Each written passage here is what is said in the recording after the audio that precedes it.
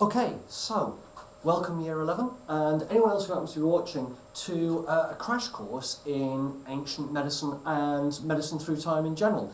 This ticks several boxes. One, it gives you something to do in Year 11. Two, it's not a course that's examined anymore. Three, it means I can indulge in a bit of a hobby project.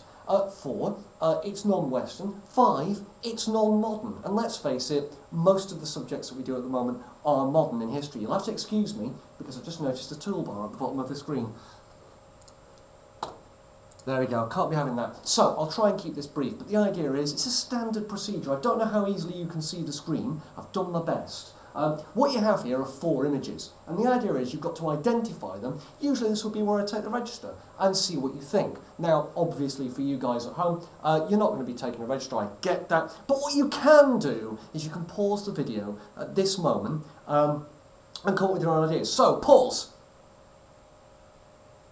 And continue. I'm going to assume I had some answers and you've got some ideas. Top left is hunters in Kenya. It's a modern photograph. You might have noticed a cigarette. I say modern, it's from the early 2000s.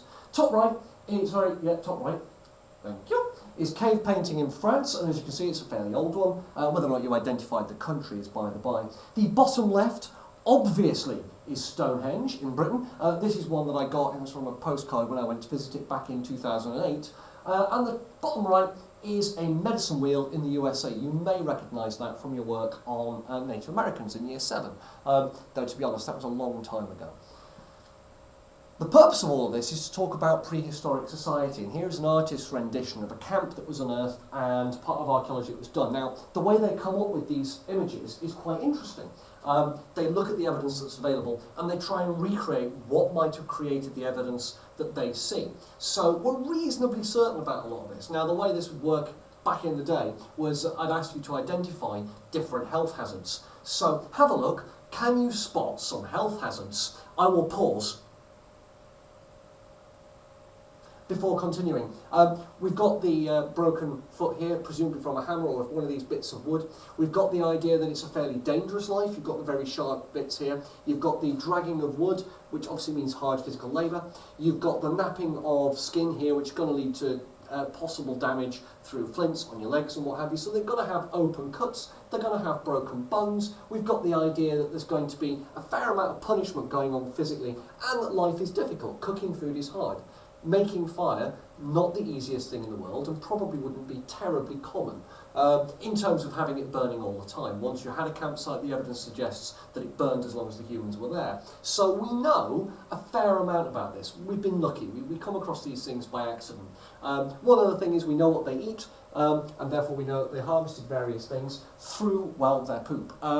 We find bits of poop. And in there we find things like pollen, we find things like undigested grains. So the point I was going to make was, although our information is limited about the Stone Age people, we also have a fair bit of information and a fair depth. Now you'll have to excuse me, I'm used to far more feedback, so I am gabbling. I'm doing my best. There we go. So prehistoric medicine, what is prehistory? I apologise if this is teaching Granny how to suck eggs, but I'll go through it. The dictionary term for this is it's a time before written records, before anything was recorded, and in short, we don't know why things occur. We know what was going on, we don't necessarily know why, and there's a lot of evidence that doesn't make a great deal of sense. Furthermore, it can refer to before civilization. Now, I struggle with the term civilization, but here is an artist's rendition of this very camp here, but from the air, and this one is computer generated to show where the camp was. Now, it happens to be in Britain, southern Britain, and you get a feel for how difficult it is for us to go back to that. You've got this smoke rising from trees, and that's literally the only sign of human habitation. So what do I mean by before civilization? I mean before major farming or agriculture. We don't know what caused human beings to settle down and farm. It must have been terrible. The very first farmers were likely, well, not very healthy, not very well. More on that in the booklet, I believe. There's no cities or towns, or even houses in many cases. As far as we're aware, they lived what we call subsistence lives. That is, they grew just enough to survive to the next day. It was what we call hand-to-mouth existence. How do you know anything at all about prehistory? Well, there's physical evidence in terms of archaeology. This is Ötzi, the ice mummy. We discovered him in a glacier in Italy, and he's very well preserved. On him, on his skin, we know there are tattoos that mark out areas that we know he had things like arthritis. So there must have been some awareness of what was causing arthritis. Also, we know that there are acupuncture points noted. We'll come back to Ötzi later. We've also got cave paintings in places like France and Argentina are the oldest. Though I think the oldest has been updated now since I made this slide back in 2015. I think they've found an older one in Indonesia. Might not be right. If there are any members of staff watching, I know for a fact that Year 10 office should know. So Miss Weller, if you're watching, you should know this because I know you've talked about it in your team. Also, fossilised brains preserve rubbish, mainly poop. Rubbish heaps are amazing. They tell us so much about life in prehistory. They tell us what people are eating. They tell us what people are using. And a lot of animal bones don't degrade the same way as other animal bones, and so we can get a rough indication of what they're hunting, what they're eating, and how they're eating it. There are also many problems with the evidence, so we've got to be careful about how much we read into it. First of all, there's a lack of material. We simply don't know where to look. Go back to that image there. How would you know where to dig? How would you know where to look in depth and to sift through the soil to find anything at all? Secondly, there's lots of confusing items without any explanation. My perfect example is this skull here, and there's a number of things wrong with it. There's this weird patch here where clearly a head has been bound. We have no idea why. We know when, and we know roughly for how long, but it doesn't say why. We also know that this was undertaken during life itself. How do we know that the patient survived the procedure? Pause. The answer is we've got bone growth, so we know they survived. And we don't know why they cut this bit out of their skull. We can be reasonably certain it was cut out for a necklace. It's got this little tab here. But why was it cut out of a still living patient? Did they wear it? Well, we didn't find it with the skull. So maybe they didn't. But they definitely survived it, which we'd have trouble today doing that.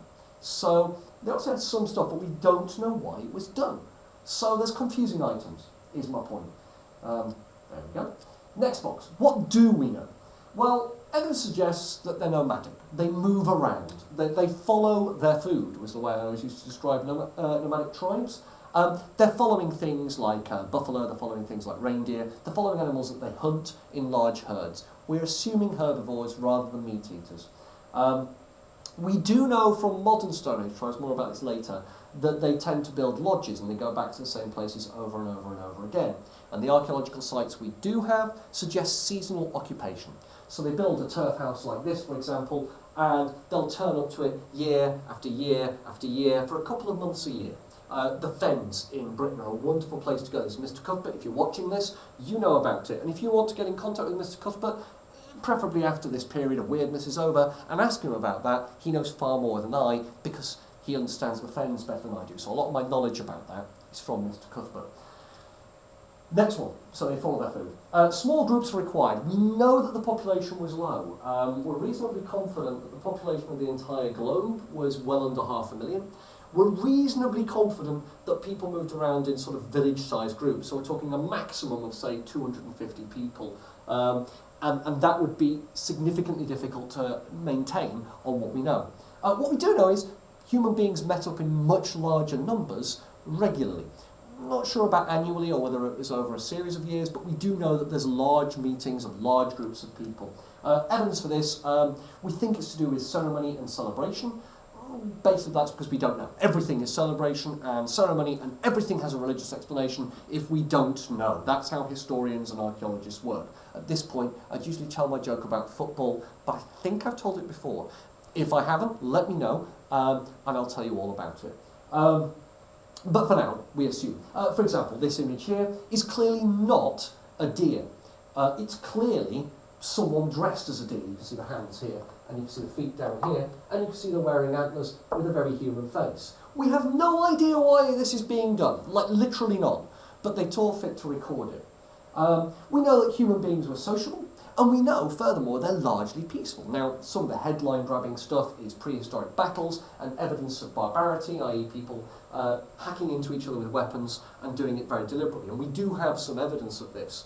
But it's rare. It's far rarer than evidence of humans that are not killed through trauma. So there's clearly more going on here than meets the eye. Medical development. Because remember, this is the lens we're going to be using, and it's the one I'm most comfortable with, and I am a bit of a hobbyist, as you know. We assume, and it's based on the evidence, that most medical development was common sense. It was based on what people understood at the time. So we know that broken bones, for example, were reset in clay pots, because we found the pots. We know that there's dentistry in what is now Pakistan. So people had their teeth replaced, people had tooth surgery done. We know that toothache was dealt with, we know that jaws were reset. So we know dentistry to quite a high standard was being done. We also know that we have tooth care, so the Isbister tomb in the Orkneys, we know that the Orkneys is north of Scotland, by the way, and we found a whole host of bodies there, and we find evidence of people cleaning their teeth, and very little evidence of tooth decay, implying they're looking after their teeth. In many ways, they're better than teeth today, in terms of statistical spread. Part of that is sugar.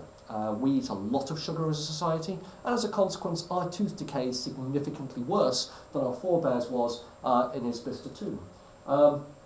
We also know that there are some procedures they do we're less clear about. Here is, not the same, an example of that sort of necklace material being made out of skulls.